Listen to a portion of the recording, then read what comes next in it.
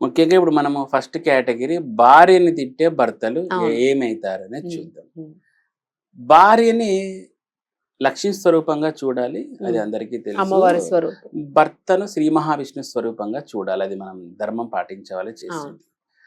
భార్యని అస్తమానం తిట్టడం, ఉదయం లేచినప్పటి నుంచి ఇరిటేటెడ్ గా తిట్టే ఉంటే ఫస్ట్ వీడి దగ్గర ఉన్న డబ్బు వెళ్ళిపోతుందండి.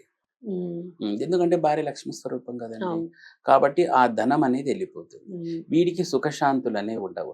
అట్లాంటివి లేకనే కదండి వీడు మళ్ళీ తాగుడు డబ్బులు బానిస ఖర్చు పెట్టి అయిపోయి డబ్బులు వచ్చేస్తాడు. ఖర్చు పెట్టి ఉమ్. పనికిమాలిన విషయాలకు అంత డబ్బులు ఖర్చు పెట్టి రోగాలు ఇంట్లో వచ్చి. వచ్చి నోటికి వచ్చినట్టు భార్యను తిట్టడం అనేది వీనికి పరిపాటి అయిపోతుంది. అవును.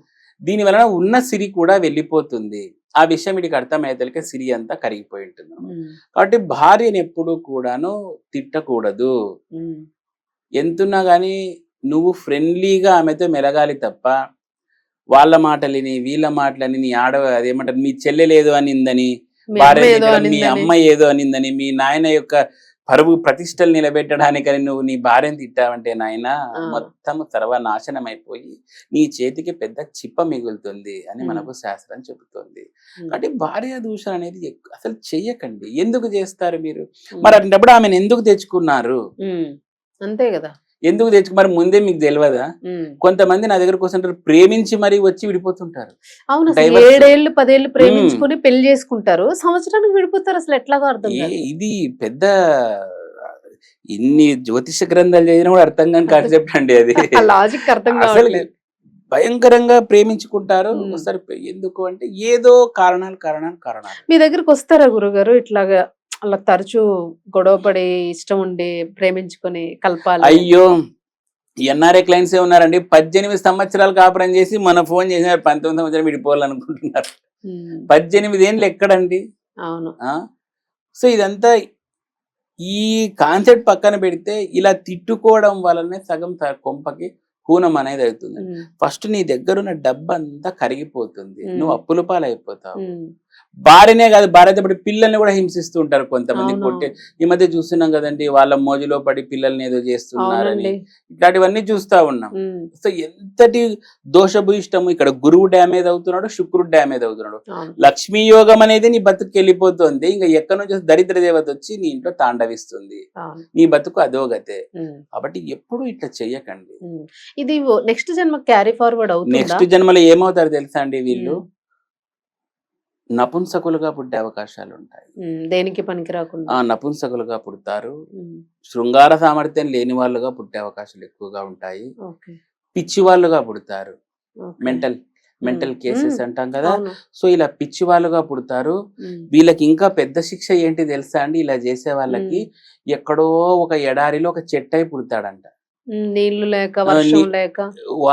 అది నీళ్లు కురిసినా కురసకపోయినా ఆ చెట్టు 800 సంవత్సరాలు ఆడేవాడి ఉంటుంది. అది ఒక శిక్ష, ఎడారిలో జైలుకి ఒంటరిగా వేసినట్టు. వేయడం. ఉమ్, దానికి నడిచేకి రాదు, ఏమీ రాదు, ఆ ఎడారిలోనే పడి ఉంటుంది. ఒకసారి అజ్యూమ్ చేసుకోండి ఎలా ఉంటుందో. నిజమే.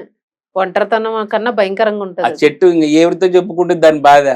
సో అట్లాంటి శిక్ష చేస్తాడు భగవంతుడు. నువ్వు భార్యను కొట్టినావంటే నీ డబ్బే పోవడం కాదు, నువ్వు ఎడారిలో ఒక పిచ్చి మొక్క అయిపోయి లాస్ట్ కి, మనము ములకంపల చెట్లు వస్తుంటాయి చూడండి, అవునవును. కాక్టస్ ఏదో అంటారు, కాక్టస్. అవును. అట్లాంటి జాతి వృక్షంగా నువ్వు ఆడబడి ఉమ్, పెరుగుతావు. కొన్ని వందల సంవత్సరాలు బ్రతికి చచ్చిపోతావు. అదేదో ఉరుమో గిరుమో పడి చేసే తప్పితే నువ్వు చచ్చిపోవు ఇంకా. అవును. అట్లాంటి శిక్ష విధిస్తాడు భగవంతుడు.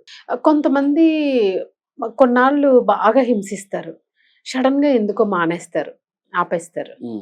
సో అలాంటి వాళ్ళకి ఎలా ఉంటుంది? అంటే ఏదైనా వాళ్ళు చేసిన దానికి శిక్ష తగ్గే ఇది ఉంటుందంటారా వాళ్ళ జన్మ? చూడండి, సడన్ గా ప్రేమగా మారిపోతారు. ఇంట్లో అట్లాంటి పరిస్థితులు ఉన్నప్పుడు నేను కొన్ని రెమెడీస్ చెప్తాను. ఉమ్, వాళ్ళు సడన్ గా మానేసినా, విపరీతంగా కొడతా ఉన్నా దయచేసి మానేసేయండి. ఉమ్, చిన్న చిన్న రెమెడీస్ ద్వారా శుక్రగ్రహం అనుకూలం చేసుకోవచ్చు. ఉమ్, మీ భార్య అనుకూలమైందంటే శుక్రుడు ఆటోమేటిక్ గా అనుకూలమవుతాడు. యాక్టివ్ మీ అయిపోతారు. దగ్గర భయంకరంగా డబ్బు ఉంటే భార్యకు బంగారం తీసియండి అప్పుడప్పుడు.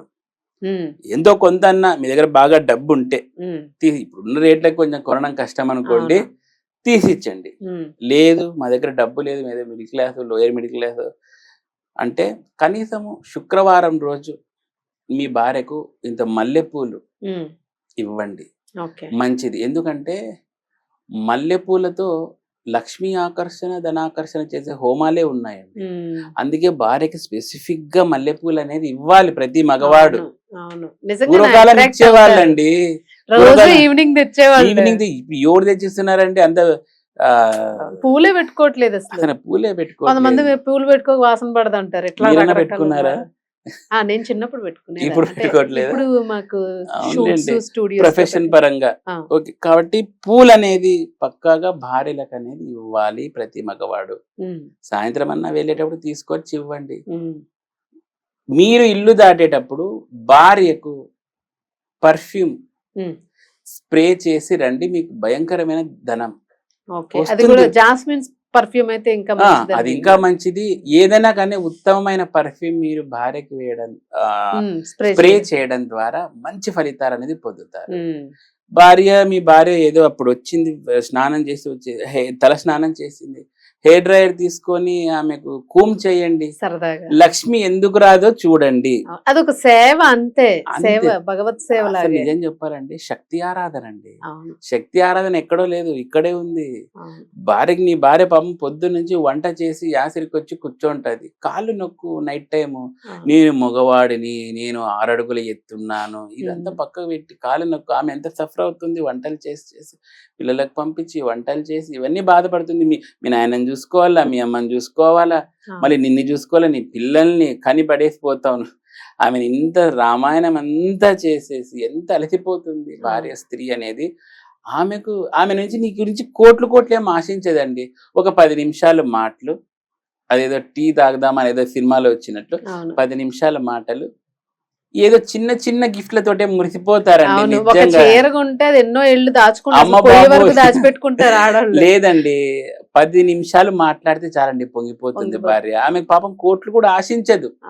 ఒక మల్లెపూలు తెచ్చినా, కనీసం ప్లాస్టిక్ పూలు ఇచ్చినా కూడా అయ్యో నా భర్త ఇచ్చినాడని ఎంత మురిసిపోతుందో. అట్లాంటి స్త్రీ ఉంటే నీ జన్మ ధన్యం. నువ్వు లక్ష్మీ పూజ కాదు, ఎవరిని కొలవద్దు. లక్ష్మి